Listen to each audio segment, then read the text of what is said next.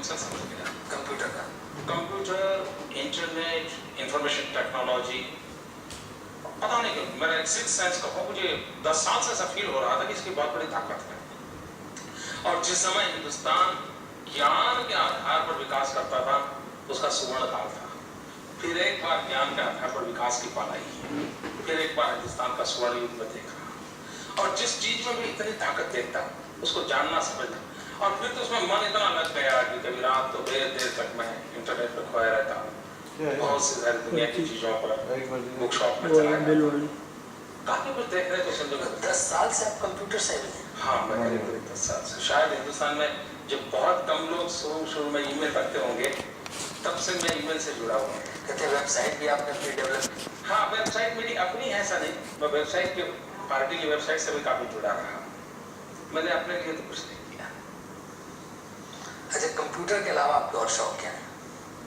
मैं horse riding करता हूँ, मैं ट्रैकिंग करता हूँ। एवरेस्ट की हाइट है 29,000 फीट, मैं 23,000 फीट तक हो आया। मैं कैलाश मानसरोवर पैदल करके आया हूँ, और अभी कुछ साल पहले ही गया था बीजेपी में आने के बाद। पॉलिटिक्स में हिमालय की चोटी पे कब पहुंचे? मुझे लगता है मैं जहाँ हूँ वहाँ मेरे लिए एवरेस्ट है। ऊपर जाने की तमन्ना नहीं? तमन्ना अच्छा काम करने की होनी चाहिए। पाने की तमन्ना के बजाय करने की तमन्ना शायद ज्यादा अच्छा परिणाम देती है। अच्छा, हॉर्स राइडिंग कहाँ करते हैं आप? मैं गुजरात के अंदर एक RSS द्वारा चलता एक स्कूल है, उस संक्षिप्त चलाते हैं, उसको जन्म से विकास मैंने किया है उसका। तो वहाँ बच्चों के लिए हमारा एक अच्छा हॉर्स राइडिंग का यूनिट है। तो मैं आज भी अगर अहमदाबाद चला जाता हूँ तो स्कूल में ही रहता हूँ, तो मैं घंटा 2 घंटा उसी में लगा देता हूँ, मेरा शौक है। दिल्ली में तो आपको घोड़े मिलते नहीं होंगे? दिल्ली में समय भी नहीं मिलता है। आप कहते हैं कि आप ज्यादा पढ़े लिखे नहीं हो, मैंने तो सुना कि आपने तमाम किताबें लिखी। हाँ, मैंने किताबें लिखी हैं, अभी भी मेरा लिखने का शौक है, मैं लिखता रहता हूँ, लेकिन राजनीति में आने के बाद कुछ कम हो गया है। कितनी किताबें लिखी आपने? 6 किताबें मेरी प्रसिद्ध हो चुकी है, और शायद 3-4 किताबों का मटेरियल वैसे के वैसा पड़ा है। कभी समय मिल जाएगा तो मैं उसको भी कर लूंगा। वो कहते हैं कि आप पब्लिक सेमिनार्स में मतलब जो है आपको भाषण मतलब वक्तव्य देने का बड़ा शौक है। शौक शब्द तो ठीक नहीं है, लेकिन वो प्रतिभा परमात्मा ने मुझे दी है, और गुजरात परिचित होने के कैसेट भी निकले हैं उसके? हाँ, गुजरात में उसके काफी कैसेट्स चलते रहते हैं। गुजराती में ज्यादातर मेरा बोलना हुआ है। आमतौर पर मैं विषय पर बोलने का कोई मौका होता तो चला जाता हूँ, और वो ज्यादा पॉपुलर भी हो जाता है।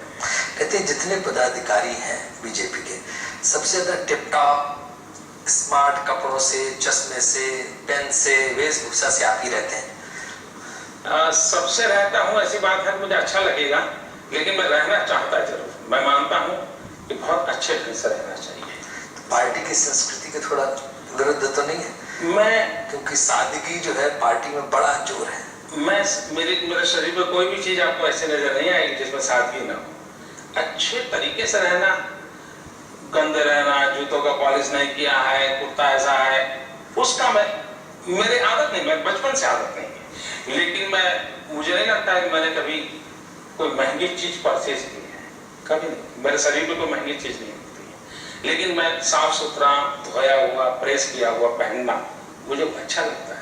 घड़ी कौन सा लगाए, घड़ी कौन सी है? ये घड़ी स्वदेशी है, टिटान की। टाइटन, टिटान क्या बोलते हैं आप लोग, जो भी कहें। पेन भी यही का है, हमारी मीटिंगों में जो देते हैं वही मीटिंग लेके घूमता। जब उसका रिफिल खत्म हो जाता है तो दूसरी मीटिंग आ जाती है, वहां मिल जाता है। तो कार्टियर और मोबला भी लगाते हैं? जी नहीं, मेरे पास, मैंने तो नहीं देखा भी नहीं है, न मेरे पास है, किसी ने दिया नहीं। मोदी जी, आप पार्टी के बहुत जिम्मेदार पदाधिकारी हैं, और जो एपेक्स बॉडी है पार्टी की, जो सारी डिसीजन लेती है, उसमें भी शामिल है। पिछले 3 साल से तकरीबन मान लिया जाए 3-3.25 साल से पार्टी सत्ता में है। इसके बावजूद भी जो बीजेपी में मजबूती आनी चाहिए थी, जो संगठन की मजबूती होनी चाहिए, तो मजबूती की बजाय पार्टी कमजोर होती चली जा रही है डिफरेंट स्टेट्स। इसकी क्या वजह? ये सही नहीं है आकलन। भारतीय जनता पार्टी किसी भी क्षेत्र में, किसी भी रूप में दुर्बल नहीं हो रही है। अब देखिए, तमिलनाडु में कुछ नहीं थे, आप बहुत खुश हैं। कर्नाटक में हम इसी समय तो साउथ में हम कुछ गिने ही नहीं जाते थे। ईस्ट देखिए इस बार हमारा, उड़ीसा देखिए, बिहार देखिए, even in Calcutta, even in Assam, सब क्षेत्रों में हम काफी ताकतवर होकर के उभरे हैं। होता क्या है, जब विपक्ष में थे हम, तब हमारी पार्टी की मूवमेंट रास्ते पर रहती थी, जन आंदोलनों में रहती थी, खबरों में उस रूप में छपते थे, तो उस रूप में आकलन होता था। अब ज्यादातर हम सत्ता में हैं, तब रास्ते पर नहीं होते हैं, हम जनता के कामों में लगे रहते हैं। एसी रूम्स होते हैं, लाल बत्ती की कारों में होते हैं, मैं नहीं मानता हूं शायद इसलिए पार्टी के 50 लोग होंगे उस जगह पे, तो पार्टी में तो लाखों लोग हैं, सबको तो लाल लाइट नहीं है, लेकिन सबका काम बढ़ गया है, अलग प्रकार का काम हो गया है। और इसके कारण भी लगता नहीं। दूसरा, पिछले 2-3 साल से एक प्रकार से संघर्ष की राजनीति समाप्त हो गई है। नहीं, लेकिन हमें तो आपकी बात से लगता है कि मन बहलाने को गालिब ख्याल अच्छा है कि हम सब तरफ मजबूत हो रहे हैं। हो सकता है तमिलनाडु में थोड़ा मजबूत हो रहे होंगे या कर्नाटक में मजबूत। इसका मतलब ये नहीं है कि हमें होना बाकी है, और होना नहीं, लेकिन जहाँ और आगे बढ़ना, लेकिन जहाँ आप ऑलरेडी मजबूत थे वहां तो कमजोर हो रहे हैं। यूपी में आप कमजोर हो गए, आप राजस्थान में कमजोर हो गए, दिल्ली में आप ऑलरेडी कमजोर हो चुके हैं, मध्य प्रदेश में आप कमजोर हैं। जो गढ़ थे आपके वहां सब जगह कमजोर होते जा रहे हैं। एक बात समझिए, चुनावी नतीजों से पार्टी की ताकत का आकलन नहीं होता है। 84 में बैरोमीटर तो वही, और क्या बैरोमीटर होना चाहिए। 84 में हम 2 बार आ गए थे, सारे देश के मीडिया ने लिख लिया था, कांग्रेस पार्टी बोल रही थी, राजीव जी बता रहे थे, अब हिंदुस्तान में से बीजेपी खत्म हो गई। हम 2 से दबाव कर मंदिर मूवमेंट, सवाल मंदिर मूवमेंट नहीं है। पार्टी की अपनी एक ताकत होती है, पार्टियां खत्म नहीं होती है, पार्टियां वैसी रहती हैं, पार्टी विस्तार भी करती है। अब आप देखिए मध्य प्रदेश, राजस्थान, दिल्ली, हम असेंबली हार गए, तुरंत बाद लोकसभा जीत गए, बड़े डंके के साथ आए और अच्छी मेजोरिटी में जीत गए। लेकिन फिर राजस्थान में पंचायत चुनाव हार गए, 70% पंचायत कांग्रेस के नहीं, पंचायत हारे नहीं है, हम जहां थे वहां से बहुत आगे बढ़े। और इतना ही नहीं, अभी मध्य प्रदेश में हुए चुनाव, हम पिछले 50 साल में मध्य प्रदेश में जिस पोजीशन में नहीं थे, नगर पालिका, कॉर्पोरेशन, पंचायत में, इस बार हम वहां पर पहुंच गए। तो आपको सब हरा ही हरा नजर आ रहा है। 2 चीजें हैं, आप कहें हम खत्म हो गए हैं या टूट रहे हैं, तो मैं इससे सहमत नहीं हूं।